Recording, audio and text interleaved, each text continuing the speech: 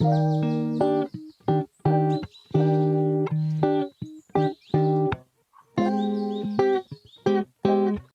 right, let's jump right in. Today, we're going deep, deep into the mind of, well, I'd say he's a legend, Warren Buffett, He kind of is, yeah. and our treasure map. His letters to Berkshire Hathaway Oh, shareholders. these are gold, pure gold. From way back, 1965, all the way to 2018, we're talking decades of investment wisdom. Not your typical boring finance reports, huh? Nah, these are different. They're like a window into how he thinks. It's exactly like what makes him tick. You see his investment philosophy, Huh. his business decisions, even his take on like the whole American economy, the markets, everything. Perfect for anyone, really. I mean, whether you're like prepping for a big finance meeting or just curious about, how a legend like him operates. So let's rewind back to Berkshire's early days, not the giant we know today. Nope, humble beginnings. Textile company. And Buffett's early letters, they actually talk about his struggles with that industry going downhill. Pretty candid stuff. You see him realizing, okay, got to pivot, find something with more potential. And then, boom, early 70s, Berkshire's equity growth, remarkable, almost doubled in just 3 years. But even then, he's like, hold on, can this last? That shows you his mindset. Long-term value, not just chasing quick wins. He was already on about sustainable competitive advantage, right? Investing in businesses that could weather any storm. Exactly. Built to last. Okay, gotta talk about the Sainted Seven. 1988 letter, he highlights these 7 Berkshire subsidiaries, phenomenal returns. Sees Candies, Fetchheimer, that uniform company. These weren't just lucky, though. They're textbook Buffett. Didn't they? Strong fundamentals, Mm. minimal debt. But the key, Mm. exceptional management. He trusted those teams, like really trusted them. Believed in people as much as the business itself. Talking serious trust, he bought Fetchheimer without even, get this, visiting their headquarters in Cincinnati. Bold move, right? Huh. So what was he seeing? What were those signs? How can we learn to do that? He looks for a track record, consistent profits, responsible financials, like really digs into those statements. And the team's background, proven leaders who can, like, handle challenges and build value. So no gut feeling, just hardcore homework makes you think, huh. It should. Now, this eye for like undervalued businesses with great leaders, it led him to insurance. Huge for Berkshire's success. Game changer. Gave him access to float, he calls it. Money insurance companies hold, but don't own. So it's like a pool of capital he can use. Exactly. Invests it while it's waiting for claims. Smart. But was he like just throwing it anywhere, or was there a method to this? Strategic. Always. Companies that fit his philosophy. Strong fundamentals, long-term growth potential. Geico, for example. Low operating costs, amazing performance. Became a powerhouse for Berkshire. Geico, yeah, everyone knows that gecko. But he also did these smaller acquisitions, right? Like Yeah. Kansas banker Surety after a chat at his nephew's birthday party. Oh, absolutely. Shows you he's always looking, even the most random places. Actually, he wasn't even keen on the party. Big crowds, not his thing. But they sat him next to this guy, Roy Dinsdale. Great conversation. Lucky break. Sometimes it pays to be social, I guess. Turns out, Roy had just come from a Kansas Bankers Surety board meeting. Buffett had been interested in them before, so he casually mentions, hey, if they're ever selling, I'm listening. Talk about right place, right time. A few weeks later, bam. Letter arrives with their financials. Buffett doesn't waste time, makes an offer. History is made. Shows his opportunistic side, always ready to make a deal no matter where it pops up. So it's not all boardrooms and spreadsheets. You got to be open to possibilities, even at birthday parties. Now, got to talk about market volatility. It's got this famous Mr. Market analogy. The market's this erratic dude offering to buy or sell stocks at crazy prices. Imagine you're walking down the street, this guy pops up, want to buy my business. Some days he's sky high, other days begging you to buy. Point is, don't let his mood swings control you. So don't get caught in the frenzy, basically. See, the fluctuations as opportunities. Yeah. Buy low when he's gloomy, sell high when he's manic. It's about the business's real value, not his daily drama. Brilliant. Takes the emotion out. But how do you stay rational when everyone else is panicking or like going crazy buying? How do you actually use this Mr. Market wisdom? Discipline. Long-term thinking. Do your homework. Understand the businesses, their real worth. Then, when Mr. Market throws a fit, you'll know, is it a real problem or just a tantrum? Knowledge is power, especially when he's being moody. And that leads us to the inevitables and the highly probables, right? Spot on. Inevitables are the titans. Coca-Cola, Gillette. Buffett saw their dominance as like A sure thing. The rock stars, blue chips, but what about the highly probables? They might not be quite as unshakable, but still solid. Good chance of success. It's like different levels of confidence. Got it. So not just picking winners, but understanding how likely they are to win. But no matter how promising the company, he always comes back to management, right? He loves telling those success stories. Chuck Huggins at See's Candies, Bill Snyder at Geico. Leaders matter. Big time. He believes that. Strong, ethical leadership, that's what drives long-term value. He's always contrasting them with, like, companies where the management was weak or even, like, It's a dishonest. stark reminder. The people at the top, they can make or break it. Makes you think, even with gap earnings, which he loves, isn't there a chance they don't tell the whole story? Like, how do we get better at being critical even of those numbers? You're right. Got to dig deeper. Look for trends, compare with others in the industry, check those footnotes. Sometimes the details reveal stuff, inconsistencies, or risks that the main numbers miss. Always be thinking critically, even when dealing with, well, I guess, seemingly trustworthy numbers. And that applies to corporate governance, too. Buffett often talks about boards of directors. They're supposed to work for the shareholders, not the management. Keep them in check, right? Accountability. Exactly. He's big on shareholder rights. Hmm. Transparency, accountability at the top. That's crucial. And that transparency thing, it also comes up with his idea of look-through earnings, right? He says sometimes the reported earnings, they can be misleading, especially for a company like Berkshire that owns big chunks of other companies. You got it. Just looking at dividends from those subsidiaries, it's not the full picture. So he came up with look-through earnings. It factors in the earnings of those subsidiaries, even if they're not paid out. So it's a more like holistic view. Like if you own part of a bakery, you wouldn't just look at the bread you get, right? You'd look at all the bread they sell, the whole profit. Precisely. It shows Berkshire's real earning power, the value hiding in those subsidiaries. Man, this is fascinating. Already learned so much. We're just getting started. These letters are like a gold mine of wisdom for investors, Yeah. any level. You know, one thing that jumps out, Buffet, he really doesn't like long-term bonds, especially with inflation like lurking around. Right. It's all connected to his big picture view. Inflation eats away at your buying power, right, Yeah. over time. Yeah. And those bonds, stuck with those fixed rates, they don't protect you from that. So instead of like parking your money in something that might lose value, he'd rather invest in businesses that can, what, raise prices? Keep the profits coming even when things get pricier in general. Exactly. Like Think See's Candies. They can adjust prices when sugar goes up. Way safer than some 30-year bond that's just going to shrink in value. It's like choosing a tree that grows over a flower that wilts, you know? Ah. You want your investments to get stronger, not weaker. Perfect analogy. Well, And it shows he's willing to challenge what everyone else is saying, even if it means going against the so-called experts. yeah. Thinks for himself. That independence streak, it led him to some bold moves, like buying those Washington Public Power Supply Systems bonds back in the 80s. Everyone thought it was risky. They're in trouble. But that's Buffett. Sees an opportunity where others see danger. Knew those bonds were mispriced, jumped in, made a killing for Berkshire. Like finding a hidden treasure. Yeah. But how do you learn to spot those? What does he look for when everyone else is running away? He's a master at finding value that others miss. He always says, be fearful when others are greedy and greedy when others are fearful. Go against the crowd, Easier said than done, though, right? Yeah. It's hard not to get swept up in the fear, the excitement. Yeah, but that's his point.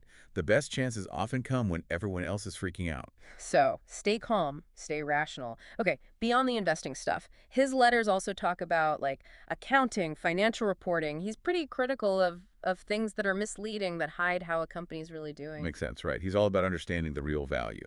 No smoke and mirrors. So what are some of the things he calls out? Oh, he hates those pro forma earnings, where they leave out certain expenses to make the profits look better. Yeah. He wants the real deal. Gap earnings, follow the rules, show the true picture, good or bad. No sugarcoating. And that brings us back to look-through earnings, right? Seeing the full power of those subsidiaries, not just the dividend. Like looking under the hood, Yeah. seeing the engine that's driving everything. It's a reminder that sometimes the most valuable stuff isn't obvious right away. But Buffett, he's not just a numbers guy. He's a good writer, too. He uses stories, humor to make his points. He's a storyteller, that's for sure. Yeah. Brings those complex ideas to life, makes you remember them. Like chatting with a wise, funny friend, except this friend is, well, one of the richest guys on the planet. He's got a knack for making it all relatable. One of my favorites is the Geico story, how he got involved with them. Diet Coke, yeah, the gecko. But his story goes way back, right? Back to his student days. Columbia Business School. He was fascinated by their direct marketing, the low costs, saw the potential, thought it was a great investment. Sounds like a star student. He was so eager to learn. One Saturday, he just shows up at Geico's office, knocks on the door. Just like that. Only person there was the janitor. Didn't know anything about the company, of course. He just walked in. You'd think a big company would have, like, security or something. You'd think. But Buffett's persistent, right? Mm-hmm. Somehow, he gets a meeting with Lorimer Davidson, who'd later become CEO. Wow. Talk about first impressions. Davidson spends hours with him, explaining the whole insurance business. Buffett walks out even more convinced Geico's a winner. And he puts his money where his mouth is, invests a big chunk of his savings in their stock. Paid off. Big time. But didn't he sell those shares later? Yeah, a few years later. Thought he'd found something even better. Turned out to be a mistake. Even the best get it wrong sometimes, huh? Happens to everyone. Important thing is to learn from it. Years later, he buys back into Geico, makes it one of Berkshire's biggest holdings. And the lesson: stick with great businesses for the long haul. Don't get distracted by the shiny new thing. Focus on the solid ones, the proven winners. Exactly. And speaking of long-term, his Coca-Cola stake, another example, believes in those enduring businesses. Coca-Cola, classic. Hard to imagine a world without it. But wasn't it risky when he started buying in the late 80s? Some people thought so, yeah. But he saw what they didn't. The global reach, the brand, the consistent profits. Bold move, but it worked. Still a core holding today, a true inevitable. He talks about investing in companies that are like so ingrained in our lives, their success is almost guaranteed. He looks for a moat, he calls it. Competitive advantages that protect them from rivals, strong brands, economies of scale, things that make it hard for others to compete. Like a fortress around the business. Exactly. And he contrasts those with what he calls imposters, companies riding high but vulnerable. He's careful about investing in those, the ones without a lasting advantage. So spot the trends from the classics, the real deal. But how do you spot those imposters? What are the warning signs? He's wary of hype, buzzwords, fads. He looks at the financials, revenue, profits, debt, and the management team, their track record, their vision. Go beyond the shiny surface, see if there's real substance there. Exactly. But even with all his success, Buffett's letters, they're also very humble. He admits his mistakes. That's refreshing, especially in finance where everyone tries to hide their screw-ups. Yeah. So what are some of his biggest ones? What did he learn? He talks about Dexter Shoe, bought the company, value went to zero, costly lesson. He analyzes it, figures out where he went wrong. Wasn't it like sentimental? He had a thing for the shoe industry. Or did he miss something about the business itself? Because, we might fall in love with a company's story and miss those red flags. Good point. Sentiment might have played a role, yeah. But he also underestimated the competition, the challenges facing the whole shoe industry in America. It was a wake-up call. Even the best can get it wrong. Got to do your homework, even when you love the story. Leave emotions at the door, right? Like, Yeah. How do you do that? How do you be passionate about a business but not, like, blind to the risks? It's tough. Yeah. But have a system, objective criteria you use for every investment, no matter how you feel. Look at the numbers, the trends, the management. Walk away if it doesn't add up, even if you love the company. Have a plan, stick to it. Yep. Now, his letters also talk about the tough stuff, like who takes over Berkshire after him, succession planning. The big question, right? It's such a unique company. Finding someone to fill his shoes, that's got to be hard. So what's he said about it? Any plans in place? He's confident in the next generation of managers, but he knows no one person can do everything he does. He's hinted at, like splitting it up. Different people for investments, for operations. So not a clone, but a team. Different skills, working together. Yeah, forward thinking. The company might need a different kind of leadership going forward. Now shifting gears a bit, arbitrage. Buffett's been very successful with it, talks about it a lot in his letters. Arbitrage. Got to brush up on my finance terms. What is it exactly? Basically profiting from price differences. Like finding something on sale in one store and selling it for more in another. Low risk, can make steady profits, but you got to know what you're doing. Spotting those little inefficiencies, the hidden profits. That's it. Buffett sees it as a way to make decent returns on cash that's just sitting there, like picking up dollar bills off the street. Free money, but how does he do it? Is it random or is there a plan? Same discipline, same analysis as his other investments, not swinging for the fences, just steady, reliable returns, making every dollar work, squeezing out profit wherever he can. Efficiency, resourcefulness, but arbitrage has risks too, Of right? course, deals can collapse, rules can change, you can make mistakes. He stresses understanding those risks, being cautious. So every strategy, even the seemingly safe ones, need careful thought. Okay, let's talk corporate finance, capital allocation. He's got strong opinions on how companies should handle their money. I'm all ears. What are some of his key rules? Use debt carefully. Keep a strong balance sheet. Too much debt, that's a big red flag for him. Like building on shaky ground. Exactly. He prefers companies that can grow with their own money or equity financing. Not big on those leveraged buyouts, all that high-risk stuff. Building something sustainable, not a house of cards. But why? Why so against debt? He likes flexibility, resilience, Mm. especially when the economy's uncertain. He wants Berkshire to be ready to pounce on opportunities, not be stuck with debt payments. Freedom to act, not be weighed down. But are there ever exceptions when he might, take on more debt? He's not totally against it. If it's a really, really good opportunity, high chance of success, he might consider it. But it's always calculated. Potential reward has to be bigger than the risk. Be smart about it. Don't let it choke your growth. Okay, we've talked a lot about investments, but what about like leadership? What does he think makes a good CEO? Strong, ethical leadership. That's his thing. He hates those crazy CEO salaries, the ones who build empires for themselves, not the shareholders. Put the company first, right? Exactly. Fair pay, but not excessive. And align their interests with the shareholders, everyone working toward the same goal. A team, not a dictatorship. But how do you judge a CEO beyond just their salary? What does he look for? Integrity. Intelligence. Energy. He famously said, if they don't have the first, the other two will kill you. Wow. Character matters. But how can you tell from the outside if a CEO has integrity? Are there like signs to watch for? It's tough, but look at their past. Any scandals, questionable stuff, how do they communicate? Are they open, honest? Or do they hide things, avoid tough questions? How do they treat employees, customers? Is it ethical, fair? So look beyond the surface, the PR, see what's really there. Exactly. Leadership isn't just about the numbers. It's about values, doing the right thing. And Buffett's letters, they keep hammering that point home. Integrity matters. It's a big part of his success. Inspiring, really. You can be successful and still do things the right way. We've covered a lot, but his letters are so, so full of wisdom. We could keep going forever. But I wanted to hear your thoughts on something that really struck me. I'm listening. What is it? It's his optimism about America. He's seen it all, recessions, wars, the market going haywire, but he's still like bullish on America long term. It's kind of catchy, that optimism. Yeah, he's a believer. Proof that America bounces back. Always has. And that strength, he says, it comes from innovation, from people taking risks, working hard. And then he's not just talking. He's invested heavily in American companies, believes in the dream. He said it straight up. Wouldn't trade being an American investor for anything. Sees so much potential here. For those who think long-term, who are willing to bet on the future. Makes you think, though. This long-term view with all of the tech stuff changing so fast, how would his strategies work now? It's a different world than when he started. It is.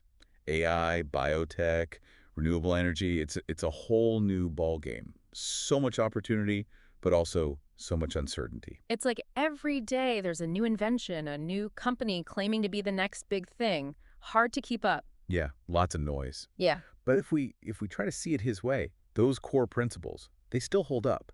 Long-term value, competitive advantages, good management, that's timeless. But wouldn't he have to like update what a competitive advantage even means? Those old moats, they might not work when tech is changing everything so fast. Good point. Now it's about being adaptable, innovative. Yeah. He'd probably look for companies that are, spending big on R&D, constantly improving, staying ahead of the curve. So not a fortress anymore, more like a living thing, evolving. Exactly. And maybe his risk tolerance, Yeah. that would have to change too, especially with these new industries. He's always been cautious, but maybe these new areas, they need a bit more risk-taking. Like almost a venture capitalist, betting on ideas that might not pay off for years, if ever. He said he's not afraid to make mistakes, as long as he learns from them.